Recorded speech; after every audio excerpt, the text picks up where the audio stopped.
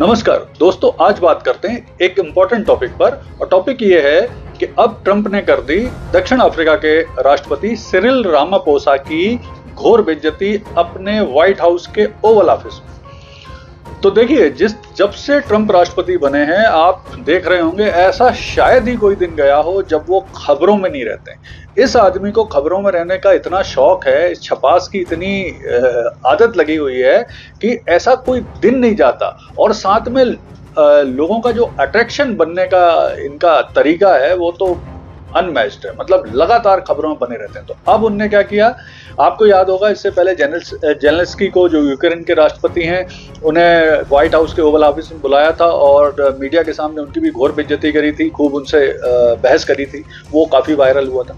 अब लगभग वही जेलेंस्की 2.0 फिर रिपीट कर दिया उन्होंने और दक्षिण अफ्रीका के राष्ट्रपति सिरिल रामापोसा को व्हाइट हाउस के ओवल ऑफिस में बुलाया। राष्ट्रपति ट्रंप, उपराष्ट्रपति जेडी वैंस, एलन मस्क, इन लोगों ने पूरा जो रामापोसा है उनको खूब सुनाया। आखिर क्यों ये सब घटनाक्रम हुआ उसे हम समझते हैं। तो देखिए क्या हुआ, जिस तरह से जेलेंस्की को सुनाया गया था ओवल हाउस में, उसी तरह से रिपीट कल परसों पुनः हो गया है व्हाइट हाउस के ओवल ऑफिस में।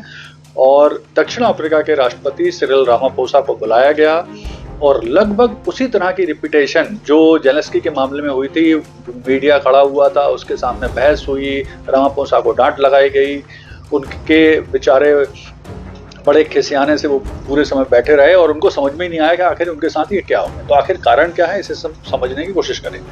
तो कारण ये है कि इन दिनों जब ट्रंप अपना राष्ट्रपति चुनाव लड़ रहे थे, तो बहुत सारे जो ट्रंप के वोटर हैं, यूरोपियंस हैं, अमेरिकन्स हैं, वो ट्रंप पर प्रेशर डाल रहे थे कि दक्षिण अफ्रीका में इन दिनों व्हाइट फार्मर जो हैं उनके ऊपर अत्याचार हो रहे हैं, उनकी जमीन छुड़ाई जा रही है, उनकी हत्याएं हो रही हैं, उनको वहां से भगाया जा रहा है, जिससे दक्षिण अफ्रीका से व्हाइट लोग देश छोड़ के भाग रहे हैं। तो उन्हें कुछ करना चाहिए।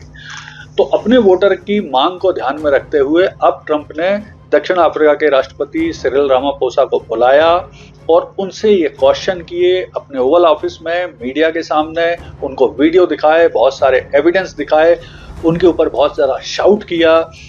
तो उन्होंने ये कहा कि भाई, आपके देश में जो व्हाइट फार्मर हैं, जो गोरे कृषक लोग हैं, उनकी ऊपर जो अत्याचार हो रहे हैं, उनके साथ जो मतभेद हो रहे हैं, जो उनकी हत्याएं हो रही हैं, जो उनको भगने पर मजबूर किया जा रहा है, उसके बारे में आप क्यों कुछ नहीं कर रहे हैं, ये सिरिल रामापोसा से उन्होंने बोला।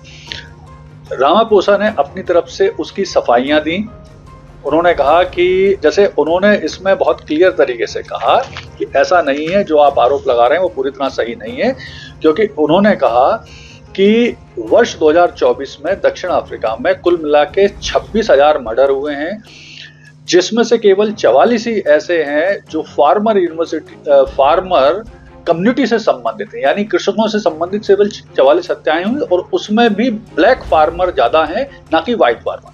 तो उन्होंने अपनी तरफ से सफाई देने की कोशिश करी और ट्रंप के जो आरोप थे कि व्हाइट फार्मरों का जेनोसाइड हो रहा है, तो उन्होंने उसको भी मना किया कि ऐसा कुछ नहीं हो रहा है।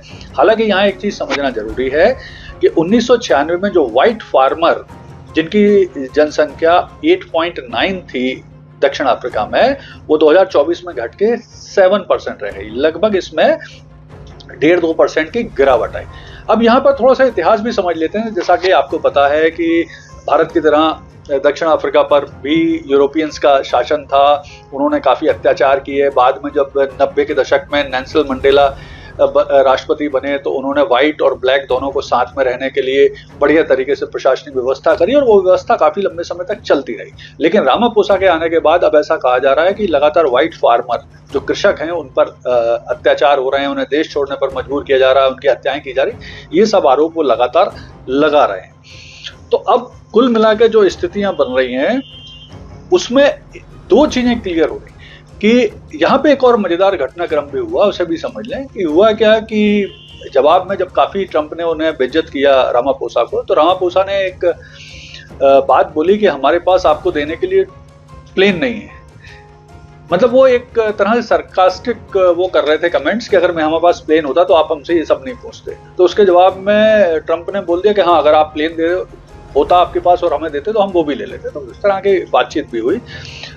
तो कुल मिला के रामापोसा ने ट्रंप के सारे आरोपों को नकारा। हालांकि उन्होंने ये बात बोला कि कुछ आरोप सही हो सकते हैं, उसके लिए हम शर्मिंदा हैं, हम उसके लिए हम काम करेंगे।